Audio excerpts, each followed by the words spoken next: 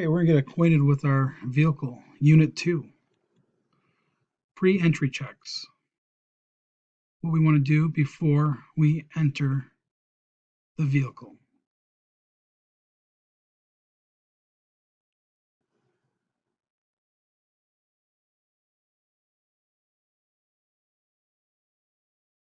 As we approach a car, we take a few seconds to check around it. Most things aren't good for much after we drive over them. It could be our tires if we drive over this rake. It's especially important to check before backing up. Anything just behind the car will be invisible from the driver's seat. Animals aren't always particular about where they take their leisure. But the greatest risk is small children, who often find the driveway a great place to ride and play other games. Children anywhere near a car are a threat. Now we see them, now we don't. We need to know where any kids are before starting to move. From time to time, it's also a good idea to check the car itself for damaged tires. They're okay. Or signs of trouble underneath. No sign. These are the checks that we make. All right, let's do a review. 2.1, what should you check for before entering the vehicle? Well, before you enter the vehicle, what you're looking for are objects that could damage the vehicle when moved, children and pets, leaks, damage to vehicle, tire condition. Why should you check for these things before entering the vehicle? Well, because they're invisible and you can't see them, and it helps the driver to operate the vehicle safely and efficiently. Anything behind the car will be invisible to the driver. And the last question, what do you need to know before starting to move? And the answer is, where are the kids? You don't want to run any kids. So pre-entry checks, we're going to look for broken glass, we're going to look for body damage, fluid leaks, objects, children and pets, and tires. Now, here's a test question, pre-entry checks.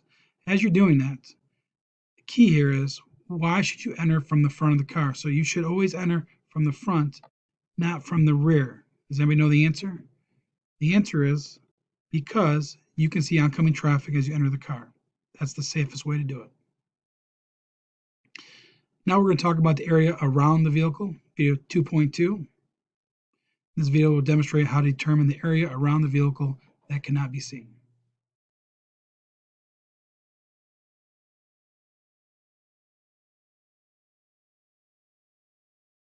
To demonstrate the space around a vehicle where the driver cannot see, a student will walk slowly away from the driver's side of the vehicle until the driver can see the student's shoes. The student will mark that position with a traffic cone. The student will then position themselves in front of the vehicle and again walk slowly away until the driver can see the student's shoes. The student will again mark that position with a traffic cone. The student will continue doing this for both the passenger side of the vehicle, walking slowly away until the driver can see the student's shoes and marking that position with a traffic cone, and the rear of the vehicle, walking slowly away until the driver can see the student's shoes and marking that position with a traffic cone. This marks the area around the vehicle where the driver cannot see.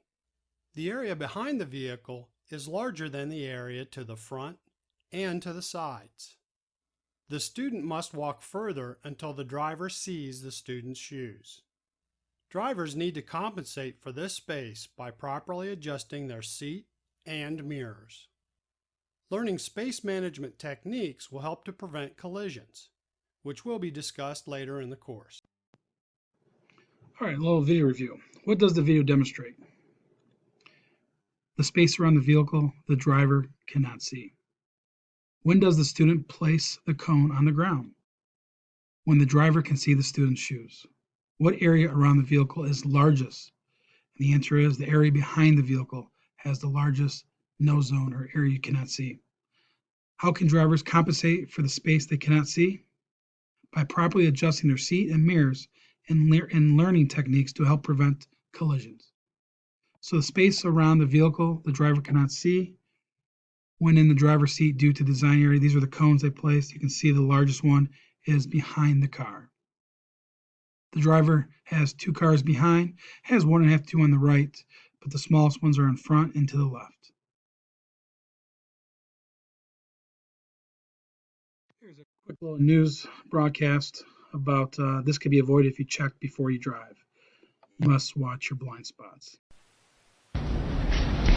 A 2-year-old Montcalm County girl remains in critical condition here at Helen DeVos Children's Hospital after an all-too-common accident. Haley Ryan's mother backed over the daughter Friday afternoon. Safety experts say that a child is injured every 4 hours in the U.S. after being backed over.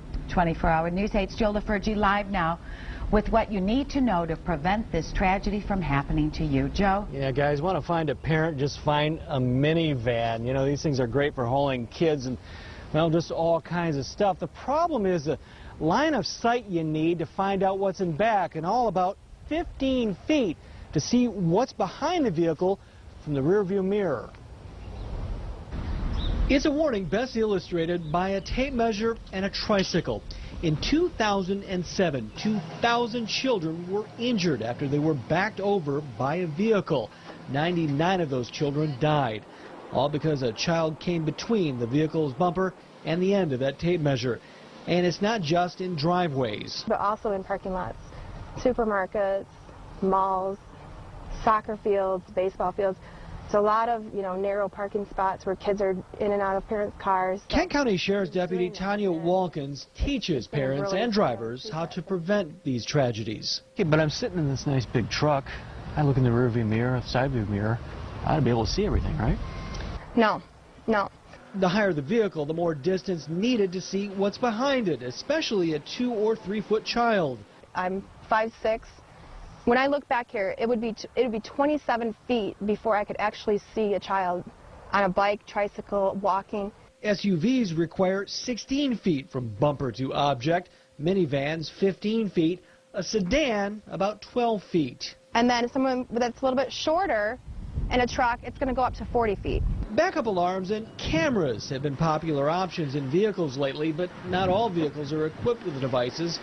Walk-in's advice? But before you first get in your car, we want you to walk around your entire vehicle, 360 degrees, looking underneath and what's around you for any objects, any children. If you know that there's kids in your neighborhood, you need to especially be cautious for that.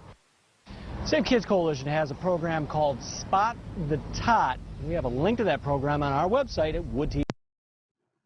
Safety restraints. Safety restraints include safety belt, head restraints, airbags, and child passenger seats. Just to keep in mind, these are designed to work together. You can't just use one. The car's designed for all of these to work together to keep you safe.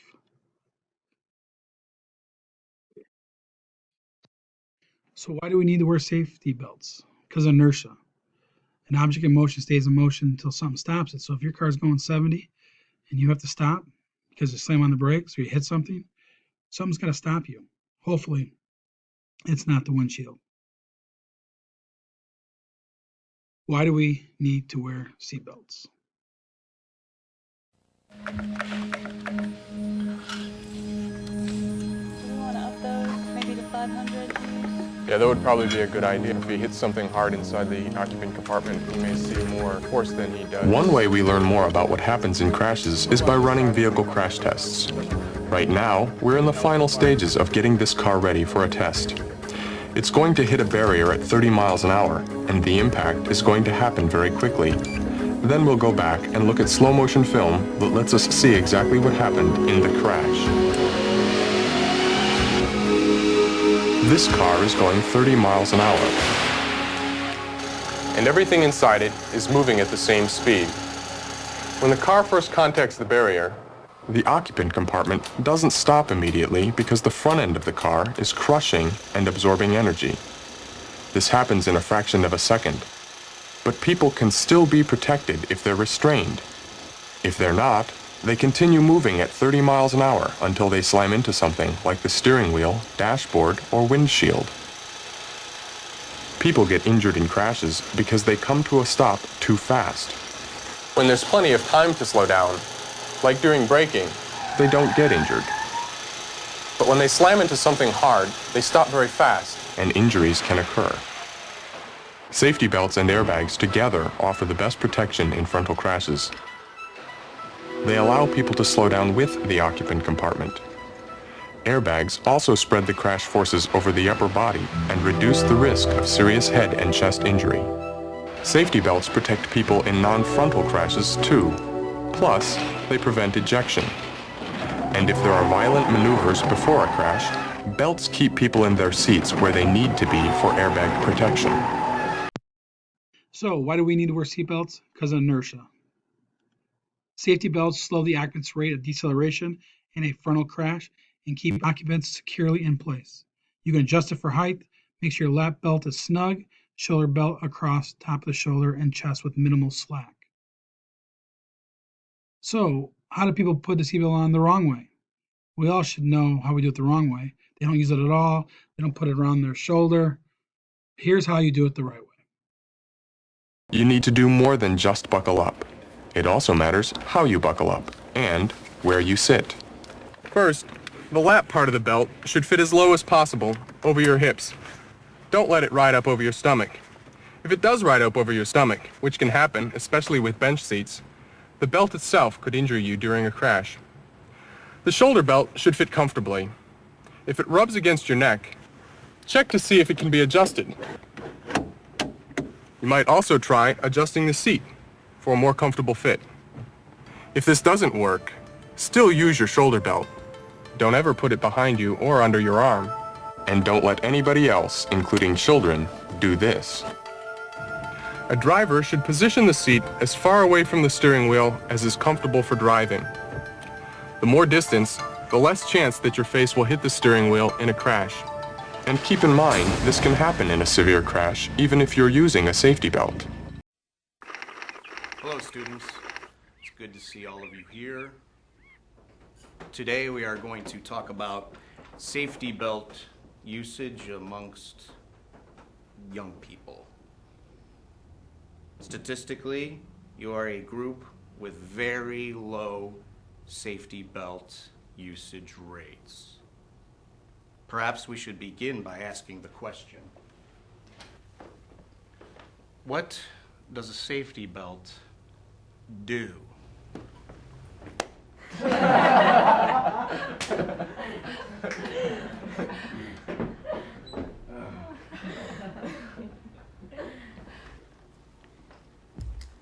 A safety belt prevents what they call the second collision.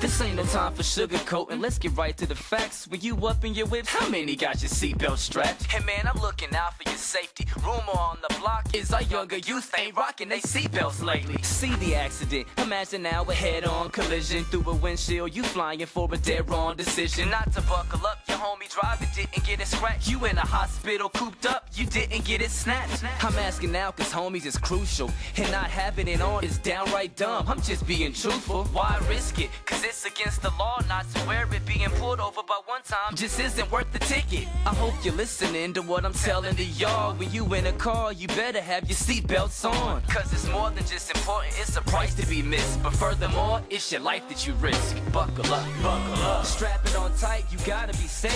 Buckle up. You get one life, it's not for you to waste. Buckle up. I understand it that you gotta be cool.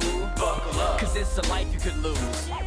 Buckle up. Strap it on tight, you gotta be safe. Buckle up. You get one life, it's not for you to waste. Buckle up. I understand it that you gotta be cool. Buckle up. Cause it's a life you could lose, so buckle up.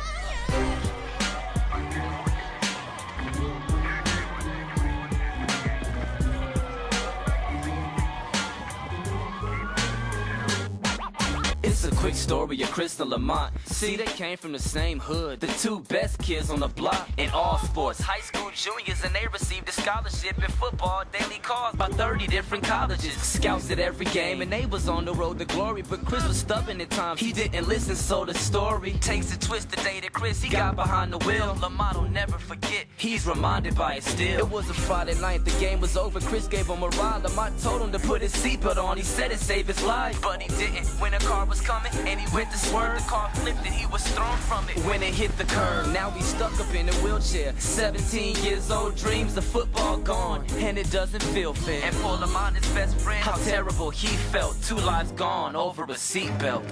Buckle up, strap it on tight, you gotta be safe. Buckle up, you get one life, it's not for you to waste. Buckle up, I understand it that you gotta be cool. Buckle up, cause it's a life you could lose. Buckle up, strap it on tight, you gotta be safe. Buckle up, you get one life, it's not for you to waste. I understand it that you gotta be cool. Buckle up, cause it's a life you could lose, so buckle up. In conclusion, I hope you kids are choosing the right path. When you're cruising, the decisions you making, they might have a deep impact, so put your seat back or recline. And everything I say, just keep it in mind. I know we make mistakes, but this mistake can take it all. No more dancing, no more running, no playing ball. In this case, I hope you all obeying the law, so buckle up is all I'm saying to y'all. Buckle up, buckle up. Maybe you don't wanna wear your belt. Buckle up. Oh, and you think you don't need my help. Buckle up. You a player, you don't feel no pain. Buckle up. So it's me that's insane. Buckle up. Maybe you don't wanna wear your belt. Buckle up. And oh, you thinking you don't need my help. Don't do me no favors, don't just wear it for me. Buckle up for your little brothers and sisters to see. Man, that's real life, y'all.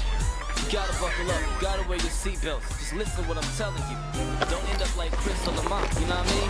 Buckle up, to the younger kids, to the older kids, everywhere. Strap on your seatbelts, it's real important these days. I just hope y'all took the time out to listen to what I had to say.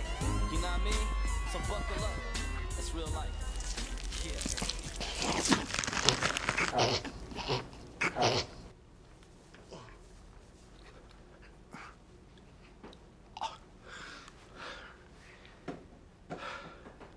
Any questions? Well, all right. We're dismissed.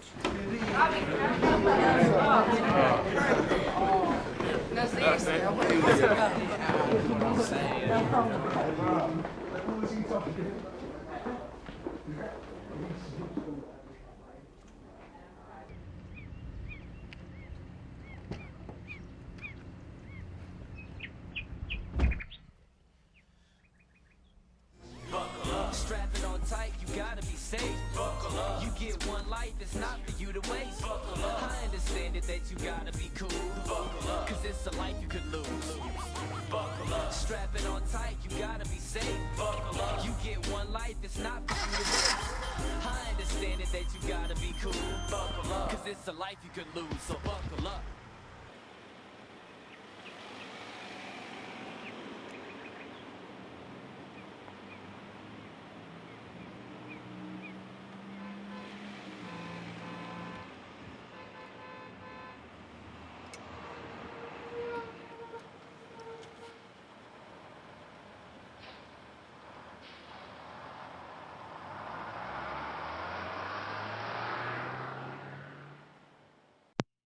So that was the first and the last driver's ed rap video you're going to see. Got a little goofy there, but it did have a good point. Buckle up. There was a good point to that rap video. So hopefully that's stuck in your head. Buckle up. Head restraints reduce the risk of neck injury due to whiplash from the impact of a crash. Adjustment to make contact with the back of the head slightly above the ears. So you want to make sure it's completely behind the head. This is good. This is bad. This is bad. Don't lean forward. You want your head placed against the head restraint. Head restraint is there to help you in actually rear collisions, because if you get hit from back, you're going to go backwards. And it's going to help you with whiplash. Now, the up position. It's 6 centimeters. Toward the end of a serious frontal crash, people rebound backwards toward the seat and then their head restraints can be important. The primary purpose of these is to protect the head and neck in a rear impact. But head restraints can also catch your head and prevent injury during rebound. A head restraint should be directly behind and very close to the back of your head. If your head restraint isn't fixed in place, adjust it so that it's behind and as close to the back of your head as possible. This way, it can protect you in both front and rear impacts. So like I said, airbags work with safety belts and protect against head and chest injury. You got to be at least 10 to 12 inches away from that steering wheel, and you want to raise the seat or use the wedge-shaped cushion to make sure you're properly adjusted from the airbag. You can see this guy, that airbags will knock you out. Airbags are on the side, they're in the door panel. Newer cars have them everywhere.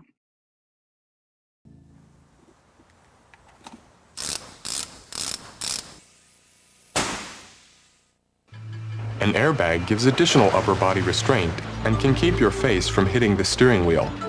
But remember that a crash is over in a fraction of a second, so the airbag has to inflate very fast. They look like soft pillows in slow motion, but when they begin inflating, there's considerable force behind them. Ideally, you want the bag to fully inflate before you contact it. This is another reason to move your seat back as far as it's comfortable, away from the path of an inflating airbag. Once it's inflated, it provides an energy-absorbing buffer as it deflates. Something else to remember is not to drive with your arm across the steering wheel. The reason is the same as why you sit back and away from an airbag. The initial inflation force can be enough to break your arm.